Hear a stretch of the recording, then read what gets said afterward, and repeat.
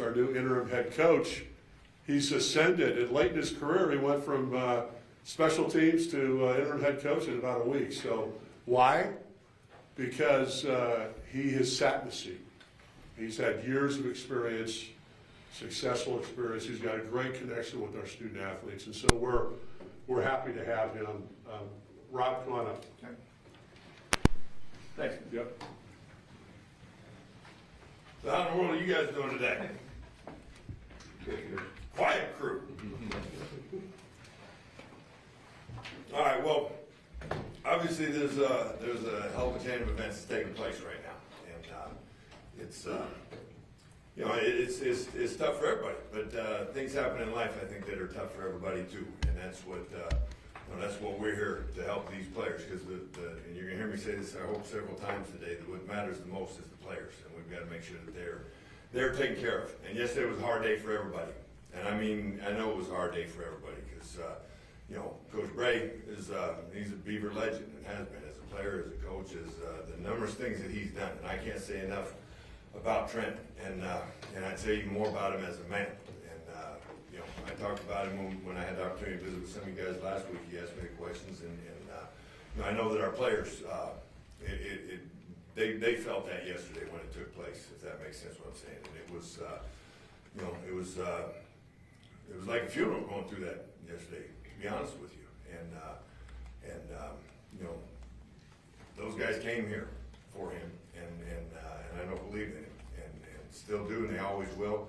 And he'll be coached them forever, and that's the way I think that it ought to be. That's cool, and I think that speaks a lot about Trent and who he is as a person. That matters a lot. And but we've got ourselves in a situation now. We have an opportunity that we've got 5 games that are in front of us, and there's a football team that they came here to the opportunity to get their degree, obviously the opportunity to play football, because that's what drives the bus for most kids, and they get to have the degree, and they're set up for life as they move forward, and that's what we're here to make sure that they see that light and it gets channeled that way. That's what college is all about. They get the great opportunity to be able to play athletics, to play football, and that's a huge deal. There's I think I was an English major. You can tell by how well I speak. Not a math major, but I think there's somewhere around 365 days in a year, and 12 of those days. So that leaves us somewhere about 353 days. 350 days, you get Christmas and Thanksgiving, you get to breathe a little bit. Well, not Thanksgiving. You get to breathe a little bit. And all the rest of that time is put towards those 12 opportunities, so hopefully it produces a few more opportunities. And they put a ton of work in. And, we haven't had the result that we want to have just yet. And our goal is to see them be able to smile coming off the field again, and be able to achieve what they came here to achieve and accomplish some things and feel good about what they've done. And that's the boat that we're in right now, to make sure we create that opportunity for those guys. And what you learn, and that's the beautiful thing about athletics and helping growing people up. You learn a lot of life lessons through athletics, through football. And losing a game feels like death. And obviously it's not as expensive as death, because that's, I hope you don't think I'm trying to make a poor comparison there, but that's what it feels like to a young guy. And to be real honest with you, that's what it feels like to us coaches too when it doesn't work. And, so they've been hit with that, and they got hit with what happened yesterday.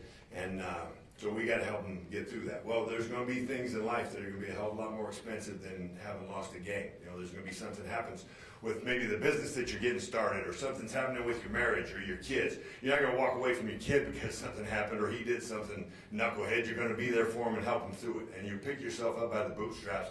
And that's what athletics teaches everybody. That's what football can teach everybody. So you be a better dad, a better leader, a better person as you grow. We get the opportunity. That's the beautiful thing about what we get to do as coach. We get the opportunity to help these guys grow up.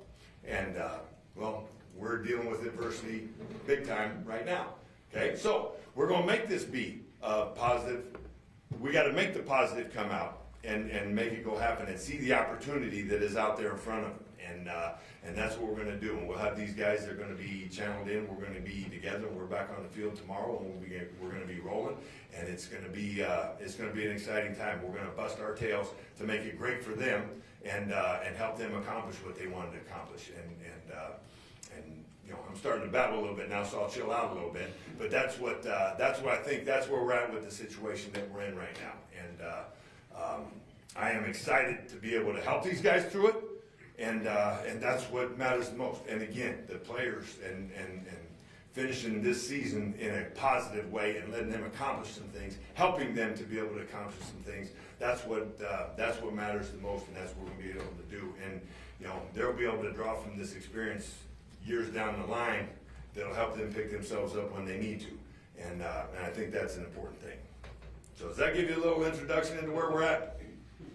Coach Akey, you talked about how difficult yesterday was. What was your first kind of message after the news and the guys were trying to assimilate it all?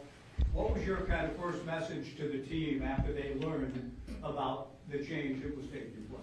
Well, we met together as a team yesterday morning and you know, informed them what was going on and what we needed to do in regards to moving forward.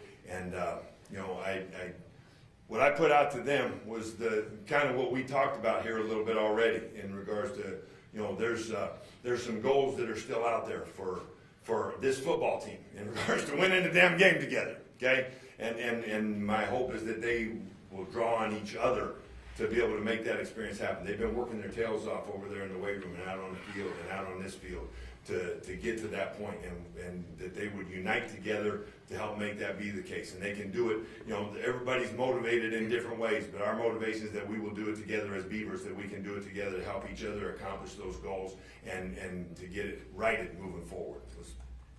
Coach, how much do you anticipate, you know, in terms of shuffling of assignments, how much autonomy do you have in terms of what you as the interim head coach will be asking of your other assistant coaches now going forward? Well, we're in a situation right now where things are different, and you know, they got different for all of us, and myself included in that last week, and even more so at this point in time right now.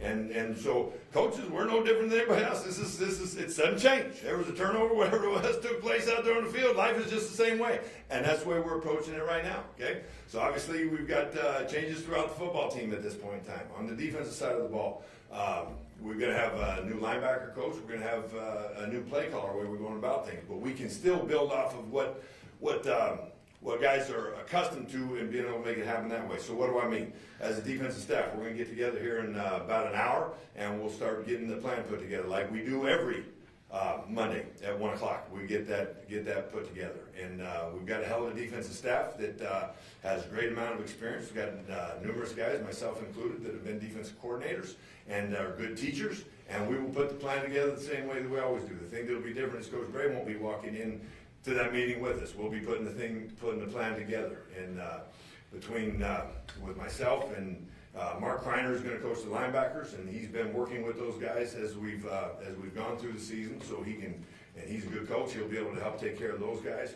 with Coach Marshall and Coach Tuiaki up front, Coach Jansen, Coach Coop in the secondary, and obviously myself. I've been working with these guys as well. We'll get the plan put together, and we'll hit it with Coach Tuiaki, Coach Chance operating as co-coordinators, and we'll get the plan put together, and we're going to go attack 5 opponents as we move forward. Special teams has been impacted again, and so that will be. I've got it directed that we'll do it within amongst the staff. Different guys everybody's going to be teaching guys and coaching guys within each team, and I'll have a different coach and that'll be handling each different team, the kickoff team, the kickoff return team, the punt team. I will also be involved in those, and so as a coach is involved with each one of those, and Daniel Akey's going to have his hands full because he's got to help these guys get everything put together, and we'll do it as a staff, as a football family. Offensively, we've got a hell of a staff with a hell of a bunch of coaches in there, and we'll have that put together. They're in the process right now of getting the plan put together in regards to how we're going to attack these guys this week, and we'll do the same thing as we move forward. And Danny Langsdorf is going to call the plays for us this week. We got the crew is going to put the plan together.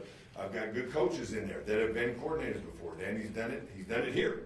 He's done it at other places. He's got NFL experience. We've got the ability to make things happen in that fashion there. Our football team is seeing that they got, everybody is dealing with something right now, but we've got a great group of coaches that are in this for the right reasons that will be able to put it together. And, with Gundy and Cav and Pick and Pat and Will Heck and I think I got everybody in there. Those guys are going to get that plan put together and do it united, and then we're going to go and we're going to attack.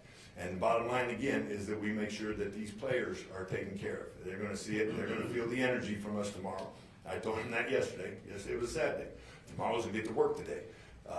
Life is moving at us, so we're going to go attack life, and we're going to go attack our new opponents, and we're going to move forward. So that's the way, as a coaching staff, we're going to move forward, and we're going to do it with a ton of energy and a ton of excitement, and help each guy be able to be a better player today than he was. We find one little nugget that's going to help each guy and get as many of them we can moving forward, and we'll roll that way. So, Last thing for me, Coach, was the decision to have Danny call the plays, was that part of you were given the keys as the interim head coach? Was that a decision you made, or was it a collectively made decision, or what? I was told to run the show, and this is the way we're going to go moving forward. And I hope you guys are all right with that. Thank you. Coach, to clarify on that point, Ryan Gunderson obviously had served as offensive coordinator. Is he in a different role right now? Yes, it's no different than, say, we've got a blitz, for example, that we think is a hell of a blitz. We may tweak a path within that blitz that maybe makes it a little bit better for an opponent that we're attacking, or a situation that we might be in. Well, we've got an offensive staff that's a hell of an offensive staff. Those guys are going to work together to make it all happen. The play call is going to come out of a different mouth. That's what's going to be a little bit different. So will there be a little spark in there? There may be. And will there be great minds putting it together? There is, and there has been. And that may create a little bit, that creates a little bit more. And it's not because I don't think Gundy is a good coach. He's a hell of a coach. He's a smart guy, and he's an even better person. He's a hell of a person. And I know it's not easy for Coach Gunderson to. I've sat in that chair when you're doing things and you get told, hey, we're going to do something a little bit different. I know that that's not an easy thing, and that's why I've got a great amount of respect for him, because the players matter, and we'll help get the plan put together. But you got to look at your staff when you're in the perfect world, when everything is the way you want it to be. You still handle wrinkles within your staff as you go, and there's a lot of places throughout the NFL and in the country that you can have a coordinator that doesn't call plays. It just means you're doing things, we're changing things up a little bit different. Now you never know. It takes a few days to get the wishbone put in, so it might take maybe a little harder than I thought it was going to be. For sure, and obviously when a portal window, or when a coach is fired, a portal window opens up. Do you expect to have the same team out there on Saturday, or do you expect that there are going to be several players that do exercise that? Well, we're going to talk a little bit more about that again tomorrow. And obviously the portal window is the new wave of college football. It's the scenario that we're all in. Is there a chance of that? Yes. But my hope and desire is that our players have the understanding, and maybe they've got a bind to each other, that they want to make this thing happen. And in the bottom line of things, in the reality of this world, if I want to go in the portal, my best opportunity is to put 5 great tapes out there that can say, hey, you guys want to give me $2 million to come play for you, or whatever. Or maybe I get the opportunity to be invited to stay here. And I've got a chance to go make it happen that way. I hope that's the last thing in their mind. I hope their motivation is the fact that we have toiled together, we have worked together for so hard for so long, that we would be together and trying to go win 5 games. That's my hope. But the reality of the world that we're in, that's where it's at. So that could that happen? Yes, but I don't see the advantage. I really don't see what the advantage would be for anybody to try to put themselves in there now, when they're going to be able to do it when the season ends anyways, and that would be much more advantageous for any guy that was looking to put himself in the portal. And I do know that to be a fact, because we've taken guys out of the portal, where I've been before, we've taken guys out of the portal. You look at what they do. Who you are is what is on tape. And so if you see, like what you see on tape, you say, hey, that guy could help us. If you are not on tape, it's hard for me to say that you could help me.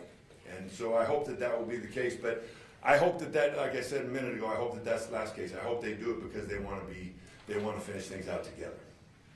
That answers your question. Yes. Thank you. Aaron Slinney, KVAL, KMTR TV.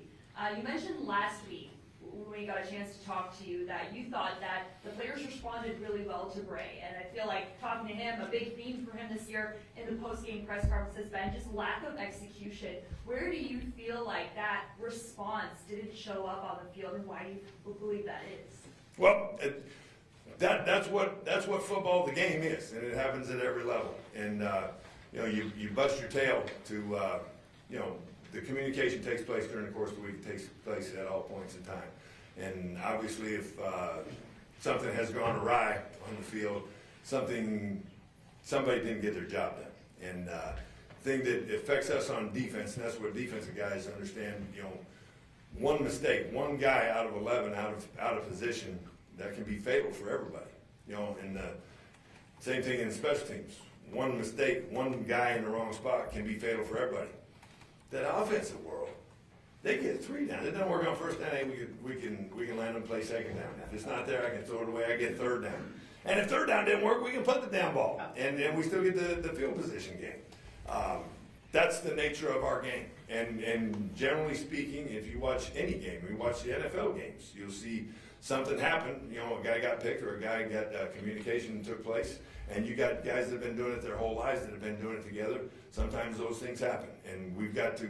So is that something that we always pay attention to? And like you said, it had been communicated before, and sometimes it's a different scenario that is what takes place, and that's where, as a coach, you keep.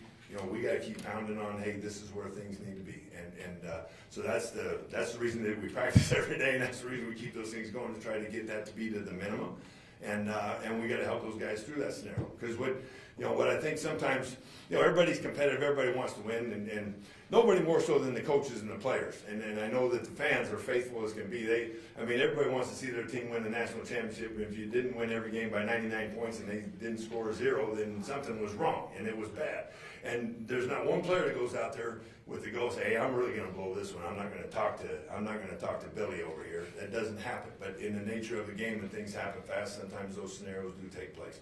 That's why we create as many of those scenarios as we can during the course of the week practice. There's never been one play called on any of the 3 phases of the game with the expectation that it's not going to be the exact right thing to do, or the right situation to be in. I guess that's the reason that they call it a game, and it's not a science. And but I think as good teachers, we continue doing those things. But I know there's times when over my career, we've been doing stuff, and you look at, that team down there at Alabama was pretty damn good, right? Y'all know what I'm talking about. They won a string of national championships, and they were murdering people on defense. But there was a lot of that tape we looked at when we were exploring ideas. You always do different things, and you see the same thing happening in those games. It's just a matter of you overcome the situation. Somebody else made the play, whatever the case may be. Those things a lot of times even take place on big plays that work for you. We've had sacks where somebody got lost in coverage, but we sacked the quarterback. We've had touchdowns where a guy might have missed this block, but got it to the ball to somebody else that was able to make something happen. So it's a matter of trying to get those to a minimum, and then make more of those plays than happen against you. And I don't know if maybe that's if I answered your question or not, but it's a common occurrence. Even when you're having success, I guess, is what I'm telling you, and we've got to make sure that we make it to be to the minimum, and that's our goal working forward right now. Robb Akey from KPTV. Challenging times, important times, though, certainly here for the program and moving forward to the new Pac-12. You've been around it, you've now coached against it, you've been here. What makes this place special and unique and inviting for the next leader of this program whenever that happens? How long you guys want to hang around here? Because there's a lot of real cool stuff about this.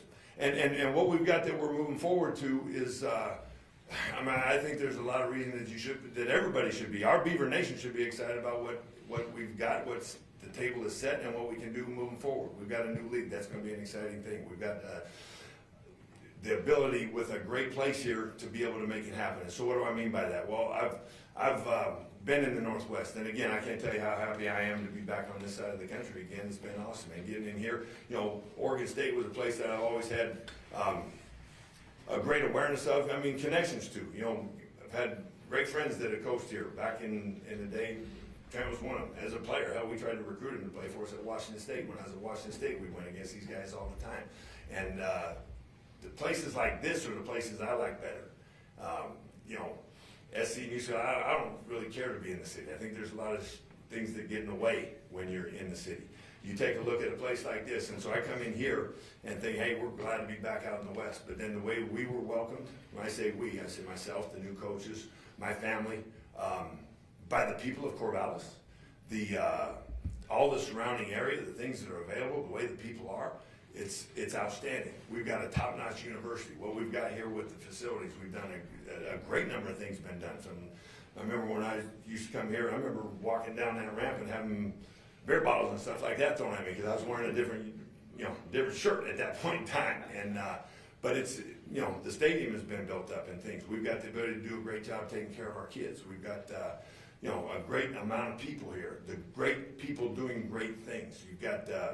I talked about the school, but I can. When you talk about bringing guys to this environment, you can look mom and dad in the eye and the people around them in the eye and say, hey, I can take care of your son here. I can put him in a safe place, and they don't have the distractions that come with the city. A lot of times when you're in those city situations, your players don't even see each other except for when they're at practice. I remember recruiting against one of those schools and had a guy on visited our place, and we were at one of our recruiting functions, and he asked me across the room, he said, hey, who's that guy over there? And I told him I was so-and-so because he recognized him. He says, this happened last week. I was over to visit this other place, and I asked my host who that guy was over there. It was one of his teammates, and he didn't even know who that guy was. But our guys live together. They live together. They're around each other all the time. It's the environment is outstanding, and it's made to work.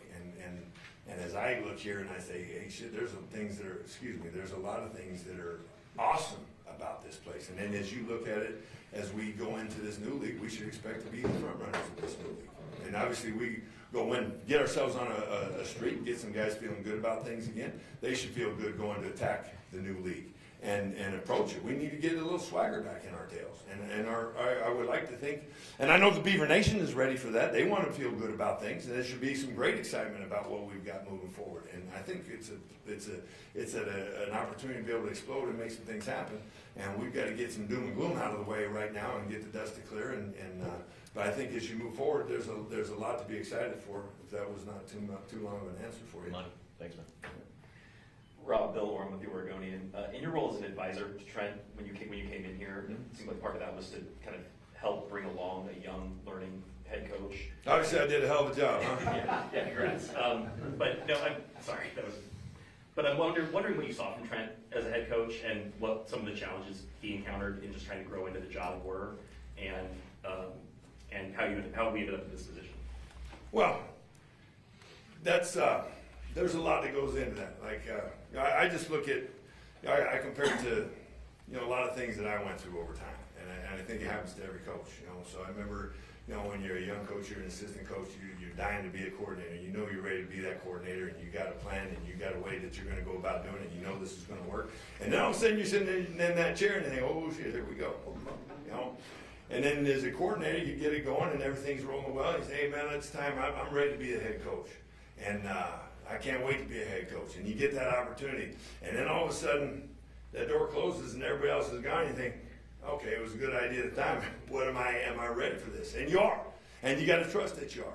And I think I said this to a lot of y'all last week, and that's one of the things that I thought was so cool about Coach Bray, because he's got a great defensive way about him, but he's got a great way about him with the players. And it didn't matter what position a guy played. He could give him a hard time. He knew when to put an arm around him. He knew the right thing to say, and he could say something that a lot of other people couldn't say to a guy because of the relationships that he had built. And I thought that was outstanding. And I think there's so many things he did that were in a great way. And there's things. You end up. They finished last season with it was hard in regards to a lot of injuries had taken place. Well, we've been dealt with that this season as well. There have been some things that have taken place that make it. It is what it is, and it happens everywhere. It's a violent game, and you're gonna lose bodies that way. And we got to keep helping guys to be ready that are going to be the next guy up, and it has to work that way. So think some of those things have happened. You know, we played, what was it, the hardest schedule in the country or whatever going into this deal. And, you know, that Oregon team and that Texas Tech team are pretty damn strong. And if, you know, we sit here, we're still kicking ourselves because we felt like, you know, the Houston game, we had the opportunity to finish that damn thing. And the unfortunate thing is that any one of those, you make that play and you finish and get over the edge, well, that changes the spectrum for anything. Like, you know, y'all been out camping, we're in the outdoors area up here, and you're building that fire and you get it going, and you get that little spark and it starts to go, and then it dwindles out. Then all of a sudden there's a little spark, something gets in there, and it takes off. Maybe you got a little gasoline, you pour that on there. Well, then that changes, and you get a little bit of momentum going. Well, the momentum didn't happen for us. It didn't happen. It hasn't happened yet, and that's what happened. And you know, so it was, you know, and it's been frustrating for all of us. But I don't think you can, you know, everybody better look at Coach Bray and say, that dude, you have a lot of respect for him. And it was, you know, there's a nature of things that happen to people, that happen to programs, that it makes things take a little bit longer, it goes a little different direction. You know, there's a guy that I know that won an awful lot of games that people think is a really good head coach, and he's down there in Las Vegas now, and he got fired in the NFL twice being a head coach, and he was, I think, either the fourth or the fifth choice when he went to USC. And then he got the thing rolling at USC, and they think, you know, Pete Carroll's a guy that everybody thinks pretty highly of. Well, he was also a guy that it didn't work for whatever reason. It hadn't clicked just yet, but it didn't mean that he's not a good head football coach. It just didn't work at that place at that point in time. And I think that that's the way that you have to look at it with Trent. It wasn't because Trent didn't bust it. I don't know if everybody knows how much that Trent or coaches in general put into what they do, but what Trent put into this place, this is his home. This is his. I mean, he's bled on that field out there, and those fields over there and did things when nobody could see it, and so that's where, you know, you feel bad for the guy, because, you know, it meant the world to him, and but it didn't happen. That doesn't mean he doesn't know what the hell he's doing or it can't work, and you know, I hope that he gets the opportunity to be able to do it again, because I think he's capable of it. Does that answer your question? Sure does, thank you. Mm-hmm. Hey, Coach. Landon Barley with the Statesman Journal. Yeah. Kind of back to the players and finding that motivation, and that came to the program for the last 5 games of the season. Is that a responsibility you kind of bear on yourself to instill into them, or is that something you hope they kind of already possess, or is there conversations there? Does that make sense? Kind of sort of does, yes. I look at it this way. You go to college to play football. Football better mean something. It's important to you, right? And getting your degree is important to you. Those things are a big deal, right? And there's, you know, there's different, everybody's motivated a little bit differently. You know, everybody's got reasons why they do it. There's some guys that actually are, even in college, they go play college football because dad wanted them to. Maybe some of them didn't always love it. I would like to think that our guys, I look at our guys and I think they like playing football, and we've got to make it be, fun for them again. And when you go out there and you work all week long and you